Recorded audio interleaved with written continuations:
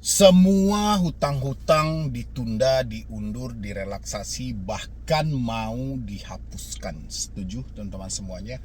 Mulai dari hutang bank, hutang leasing, bahkan merambah ke pinjol, ke paylater, semuanya. Setuju? Teman-teman semuanya yang setuju ketik di dalam kolom komentar sesuai dengan arahan dari Otoritas Jasa Keuangan, bahkan sudah dikondisikan dan dikoordinasikan. Tapi, nah ini ada tapinya teman-teman. Assalamualaikum warahmatullahi wabarakatuh. Selamat sore teman-temanku semuanya yang sudah menyempatkan waktunya untuk hadir di sini ya. Kali ini yang mau kita bahas itu tentang relaksasi ataupun tentang penundaan hutang, bahkan sampai menghapus hutang kalau itu perlu sesuai yang diminta oleh Presiden Republik Indonesia, dan OJK pun sudah mengkerahkan juga, bahkan menteri-menteri yang terkait pun juga menyampaikan dengan hal yang sama ya.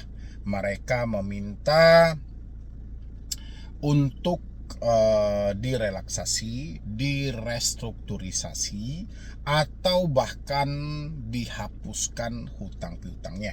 Mulai dari pinjol, habis itu dimulai dari bank, leasing, dan habis itu baru merambah kepada pinjol dan paylater. Untuk pinjol dan paylater kita mau bahas teman-teman semuanya, tapi kalau untuk dari bank, leasing itu sih sudah oke-oke aja, tapi memang harus ada kriterianya dan teman-teman harus simakkan ini, jangan salah kaprah dulu, harus paham. Tapi sebelumnya silahkan tentang restrukturisasi pinjaman fintech P2P di tengah bencana. Ini kita spesifikkan dulu untuk saudara-saudara kita yang berada di Sumatera, terutama Aceh, Sumut, dan Sumatera Barat.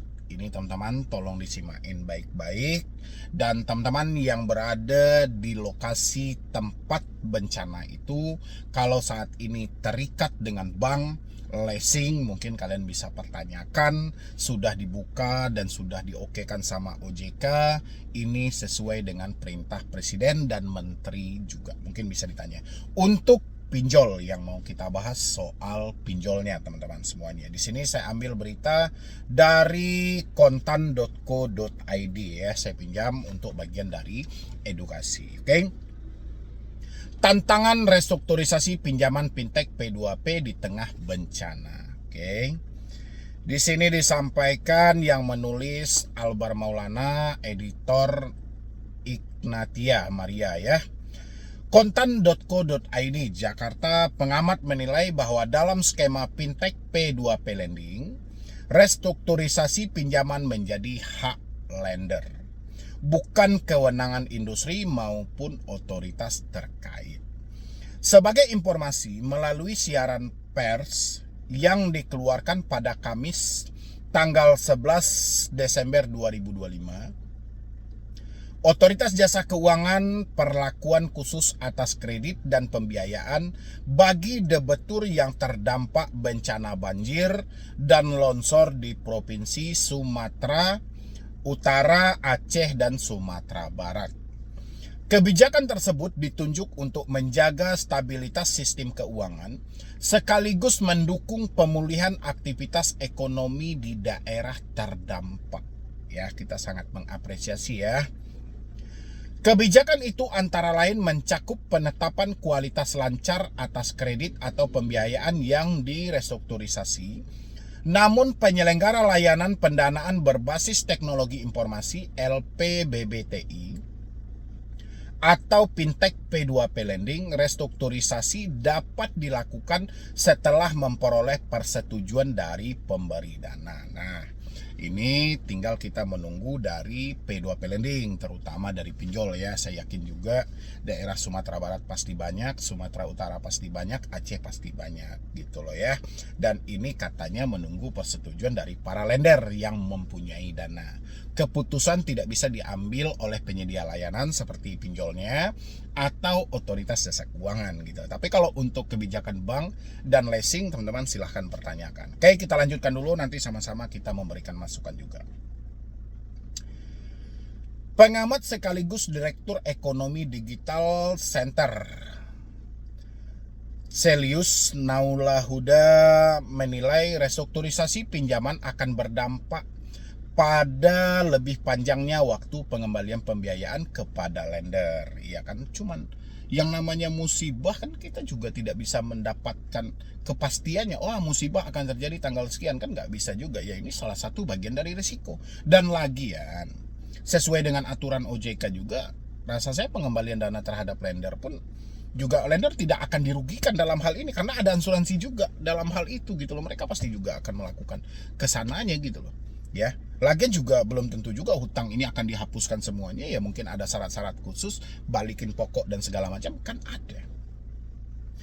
Restrukturisasi akan membuat pengembalian pembiayaan dari lender juga akan memakan waktu yang lebih lama, ujarnya. Oke. Oleh karena itu, menurutnya diperlukan persetujuan dari lender untuk membantu meringankan beban borrower yang sedang mengalami kesulitan. Meskipun demikian, terdapat sejumlah opsi yang dapat dipertimbangkan. Selain restrukturisasi, lender juga dapat terlibat dalam pemberian keringanan bunga bagi borrower yang terdampak bencana alam. Bahkan penghapusan hutang borrower juga bisa menjadi opsi dengan mekanisme penggantian kepada lender melalui skema tertentu. Nah, kalau saya rasa jangan lagi restrukturisasi, relaksasi. Catat daerahnya, kabupatennya di setiap provinsi, mana yang paling terdampak, hapusin aja hutangnya semuanya gitu loh. Kalau diberikan relaksasi, diberikan restrukturisasi, sampai sekarang kebijakan dalam penanganan bencana ini belum ada kejelasannya. Ya, saya juga salah satu warga Sumatera Barat, walaupun saya tidak berada lagi di sana. Saya salah satu warga dari Sumatera Barat. Ya, teman-teman. Dan kalau kita melihat situasinya, itu sangat miris teman-teman semuanya ya, tidak seberapa yang kita lihat dengan media sosial. Belum lagi kita lihat di daerah Sumatera Utara. Belum lagi kita lihat di daerah Aceh gitu loh. Bahkan sampai sekarang bantuan pun masih belum merata didapatkan oleh masyarakatnya gitu loh. Dan otomatis ini pengembalian atau pemulihan ekonomi ini jangka panjang. Bahkan pemerintah tidak menetapkan 3 provinsi ini sebagai bencana nasional. Ya, saya nggak tahu apa yang ditakutkan oleh pemerintah kita.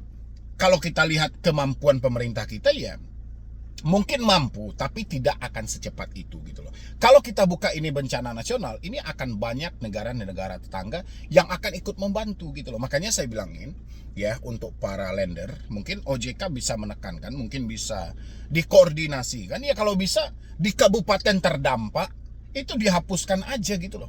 Ya kan nanti kan bisa dilihat tuh alamat dari si konsumennya di mana, si debiturnya di mana. Ketika ada debitur yang melaporkan ketidakmampuan dia, ya kita cek alamat dia di mana, terdampak nggak daerah itu. Ya udah hapuskan aja gitu loh. Jangan restrukturisasi, relaksasi itu terlalu lama gitu loh. Dan ini pemulihan ekonomi tidak cukup setahun 2 tahun. Ya, mana tahu sampai periode Bapak Prabowo habis ekonominya belum pulih. Ya kan? Karena banyak loh yang kehilangan rumah, duit, segala macam.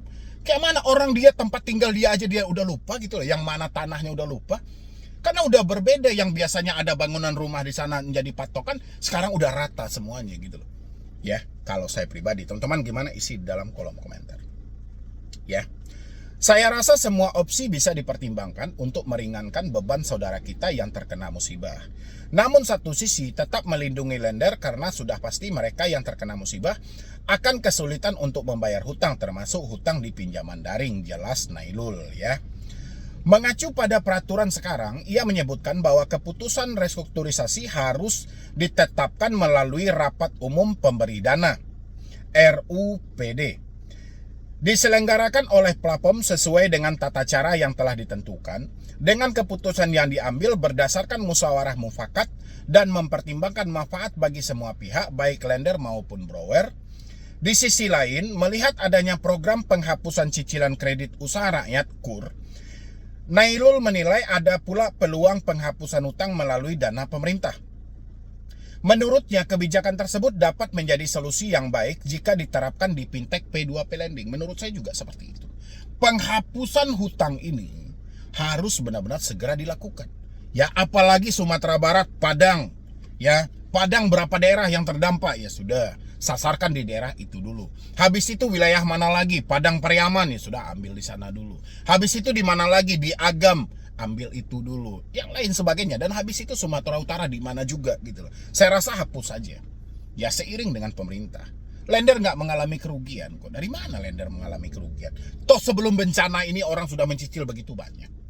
Ya kita sama paham kan, seperti apa bunga pinjol gitu loh. Dan saya berharap benar-benar di 3 provinsi ini itu hutang dihapuskan. Bukan semua provinsinya tidak, tapi daerah yang terdampaknya gitu loh ya. Itu kalau saya pribadi ya teman-teman ya. Nanti kita lihat lagi entah ya seperti itu pinjol ini mau atau tidak, karena kita mengingat track record mereka ya ingin keuntungannya sebanyak-banyaknya. Ya mana tahu di tengah bencana ini ada keputusan yang lebih tepat, yang membanggakan juga, yang menenangkan juga. Ya saya akan bikin videonya gitu loh ya. Habis itu lagi, misalkan dihapus ditanggung pemerintah dengan bunga manfaat tertentu bagi lender. Tidak setinggi yang seharusnya, tidak masalah. Yang penting pokok pinjaman terbaik, ya sudah ya kan. Kalau duitnya 1 juta yang dia investasikan, ya sudah balik 1 juta. Nggak usah juga baliknya 1.200.000, 1.100.000 kan kayak gitu. Sementara itu, terkait kenaikan tingkat wan prestasi 90 hari, TWP 90 pada Oktober 2025 sebesar 2,76. Nailul menjelaskan bahwa kondisi tersebut dipengaruhi oleh faktor siklus permintaan pembiayaan, terutama peningkatan kebutuhan pada Juli. Ya karena banyak kan orang-orang butuh dana, mau sekolah. Ini bentar lagi akan banyak lagi nih galbay. Karena telat-telat bayar. Karena bentar lagi orang mau bulan suci Ramadan. Otomatis kan mereka butuh bekal, butuh segala macam. Habis itu lagi di sini, TWP 90 Oktober berdasar dari pinjaman di bulan Juli. Jadi memang secara siklus akan meningkat di bulan Oktober dan November.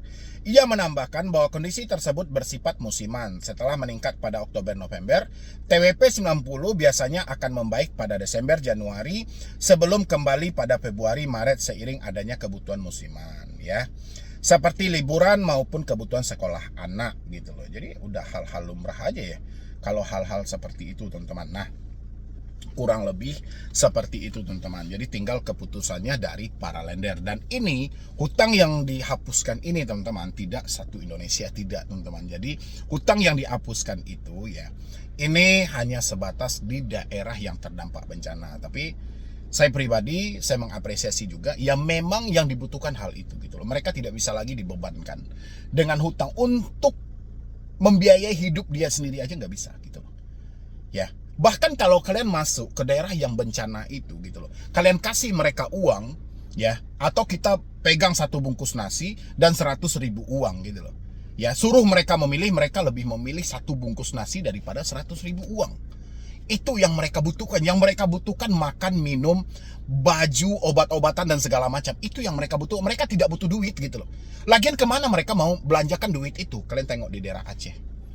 Ya, itu sangat miris banget gitu loh. Dan saya selalu berdoa mudah-mudahan pemulihan untuk Aceh segera terselesaikan dan memang harus diprioritaskan untuk daerah-daerah yang terdampak bencana. Dan saya berharap pinjol pun mengambil keputusan yang tepat, P2P Lending, mengingat mereka beroperasi di Indonesia bukan hari ini aja.